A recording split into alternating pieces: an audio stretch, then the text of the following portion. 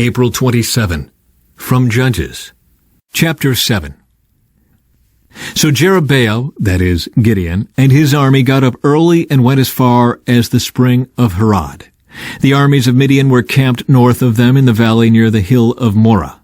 The Lord said to Gideon, "You have too many warriors with you. If I let all of you fight the Midianites, the Israelites will boast to me that they saved themselves by their own strength.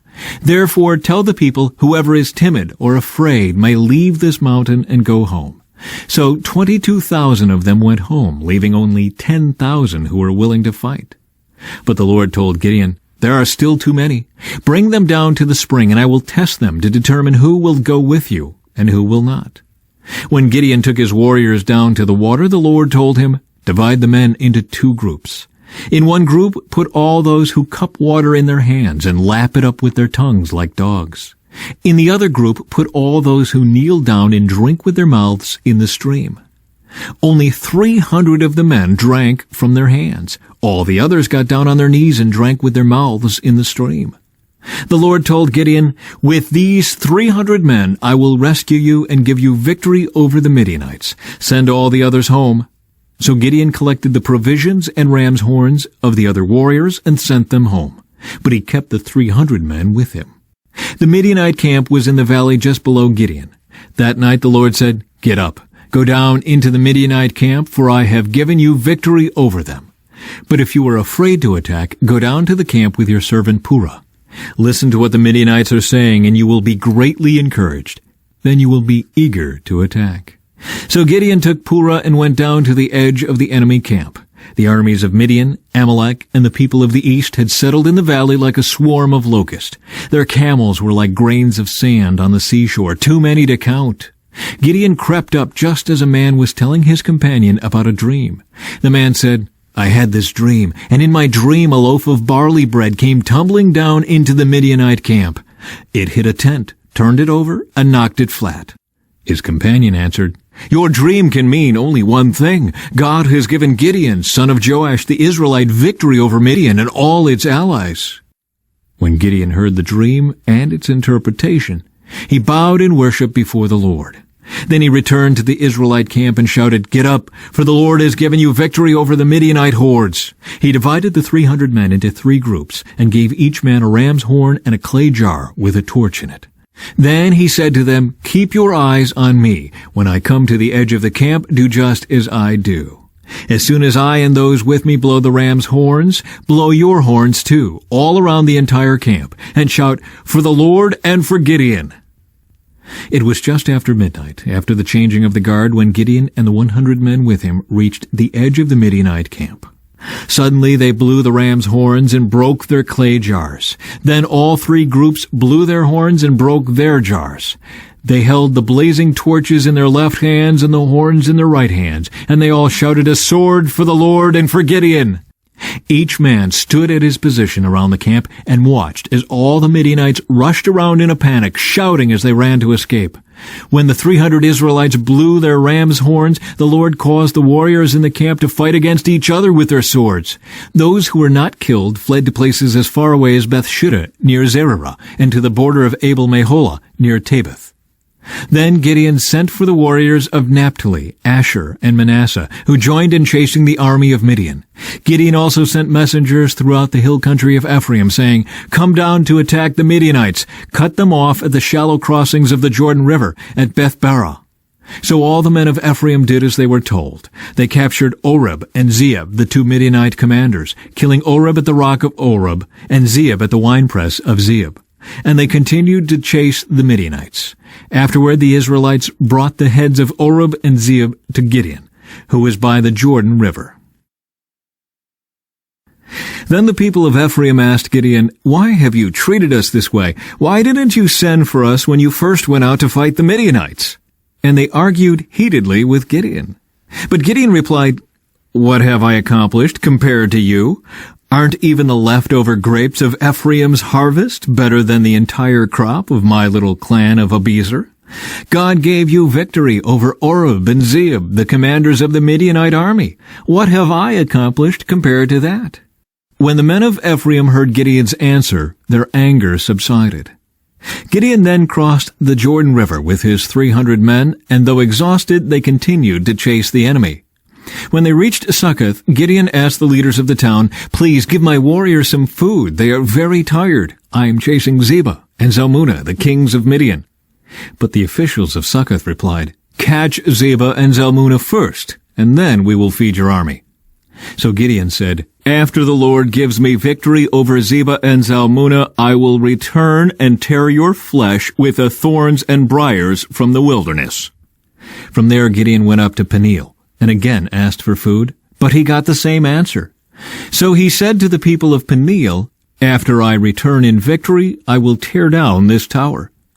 By this time Zebah and Zalmunna were in Karkor, with 15,000 warriors, all that remained of the allied armies of the east, for 120,000 had already been killed. Gideon circled around by the caravan route east of Nobah and Jogbeah, taking the Midianite army by surprise. Zebah and Zalmunna, the two Midianite kings, fled, but Gideon chased them down and captured all their warriors. After this, Gideon returned from the battle by way of Heres Pass. There he captured a young man from Succoth and demanded that he write down the names of all the 77 officials and elders in the town. Gideon then returned to Succoth and said to the leaders, "Here are Zebah and Zalmunna. When we were here before, you taunted me, saying, 'Catch Zebah and Zalmunna first, and then we will feed your exhausted army.'" Then Gideon took the elders of the town and taught them a lesson, punishing them with thorns and briars from the wilderness. He also tore down the tower of Peniel and killed all the men in the town. From Luke. Then Pilate called together the leading priests and other religious leaders, along with the people, and he announced his verdict. "You brought this man to me, accusing him of leading a revolt. I have examined him thoroughly on this point in your presence and find him innocent. Herod came to the same conclusion and sent him back to us. Nothing this man has done calls for the death penalty, so I will have him flogged, and then I will release him." Then a mighty roar rose from the crowd, and with one voice they shouted, "Kill him, and release Barabbas to us!" Barabbas was in prison for taking part in an insurrection in Jerusalem against the government, and for murder. Pilate argued with them because he wanted to release Jesus, but they kept shouting, "Crucify him! Crucify him!" For the third time he demanded, "Why? What crime has he committed? I have found no reason to sentence him to death, so I will have him flogged and then I will release him." But the mob shouted louder and louder, demanding that Jesus be crucified, and their voices prevailed. So Pilate sentenced Jesus to die as they demanded. As they had requested, he released Barabbas, the man in prison for insurrection and murder. But he turned Jesus over to them to do as they wished. The crucifixion. As they led Jesus away, a man named Simon, who was from Cyrene, happened to be coming in from the countryside. The soldiers seized him and put the cross on him, and made him carry it behind Jesus.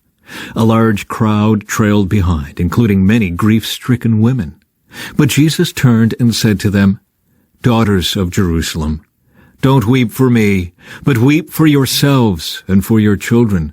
For the days are coming when they will say, 'Fortunate indeed are the women who are childless, the wombs that have not borne a child, and the breasts that have never nursed.'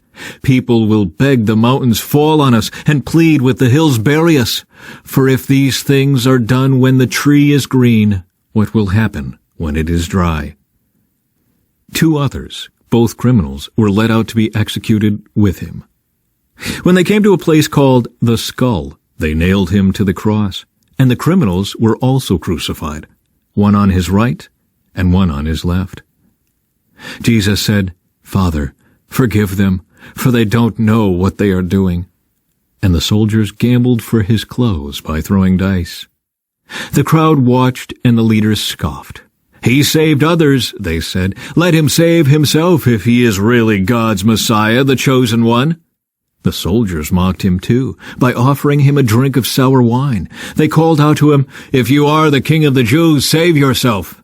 A sign was fastened to the cross above him with these words, "This is the King of the Jews." One of the criminals hanging beside him scoffed, "So you're the Messiah, are you? Prove it by saving yourself, and us too, while you're at it." But the other criminal protested, "Don't you fear God even when you have been sentenced to die? We deserve to die for our crimes, but this man hasn't done anything wrong." Then he said, "Jesus, remember me when you come into your kingdom."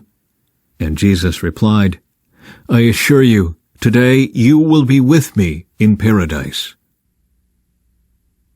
Psalm 97. The Lord is King. Let the earth rejoice. Let the farthest coastlands be glad. Dark clouds surround him. Righteousness and justice are the foundation of his throne. Fire spreads ahead of him and burns up all his foes. His lightning flashes out across the world. The earth sees and trembles. The mountains melt like wax before the Lord of all the earth. The heavens proclaim his righteousness. Every nation sees his glory. Those who worship idols are disgraced, all who brag about their worthless gods, for every god must bow to him. Jerusalem has heard and rejoiced, and all the towns of Judah are glad because of your justice, O Lord. For you, O Lord, are supreme over all the earth. You are exalted far above all gods. You who love the Lord hate evil. He protects the lives of his godly people and rescues them from the power of the wicked. Light shines on the godly and joy on those whose hearts are right. May all who are godly rejoice in the Lord and praise his holy name. Sing a new song to the Lord, for he has done wonderful deeds. His right hand has won a mighty victory. His holy arm has shown his saving power. The Lord has announced his victory and has revealed his righteousness to every nation. He has remembered his promise to love and be faithful to Israel. The ends of the earth have seen the victory of our God. Shout to the Lord, all the earth. Break out in praise and sing for joy. Sing your praise to the Lord with the harp and melodious song, with trumpets and the sound of the ram's horn. Make a joyful symphony before the Lord, the King. Let the sea and everything in it shout his praise. Let the earth and all living things join in. Let the rivers clap their hands in glee. Let the hills sing out their songs of joy before the Lord, for the Lord is coming to judge the earth. He will judge the world with justice and the nations with fairness. From Proverbs. Stay away from fools, for you won't find knowledge on their lips. The prudent understand where they are going, but fools deceive themselves.